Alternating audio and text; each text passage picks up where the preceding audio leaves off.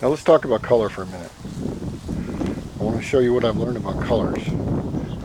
I have to kind of halfway do this and halfway not do this. I know it looks messy, but it's not the point. It'll look perfect when I get done.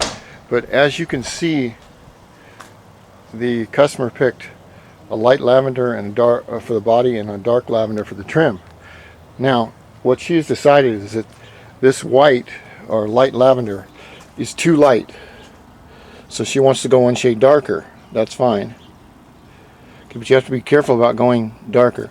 Now, when you see a little color chip in a store under fluorescent lights, it's a lot different than seeing it on your own house that you have to look at 24 hours a day. And a house being painted should be feng shui or feng shui. It's a Chinese term for harmony. It's the color that makes you feel right. Now, when you put the color on, first of all, if you don't like the color, then you're not going to be happy with it, and you have to look at it every day. So that's why you have to get the right color. If you want, you can go down and get little quart-sized cans of paint and put different color swatches on the house. But even that will not give you the whole picture, because there's a couple of different things involved. One, if you lived at the house for a number of years, you're used to the color. Whatever the color is, you're used to it. So a new color, you're going to have to get used to it a little bit. Even if you like it, you'll have to get used to it. You get used to it pretty fast. My second rule of thumb is, if you'll notice the two colors here, they always look a little bit lighter on the color strip that you can buy and pick up and bring here. My rule of thumb is, if you find a color that you really like on the color strip, go 2 shades lighter. And there's a reason for this. And I'll show it to you right in here. A color on the outside of a house is one thing. But we picked a tangerine color to go in this little room right here. And the trick is, it's a little room. Now, when you have colors, they should be harmonious, and they should make you feel good. All right. If they don't, then you don't want to go in there. Nobody wants to live in a damn cave. This is what I'm talking about. We picked an orange color for this little tiny room, and we thought we picked the right color.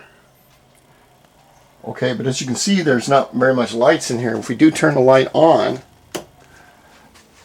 you can see where everything is really, really tangerine.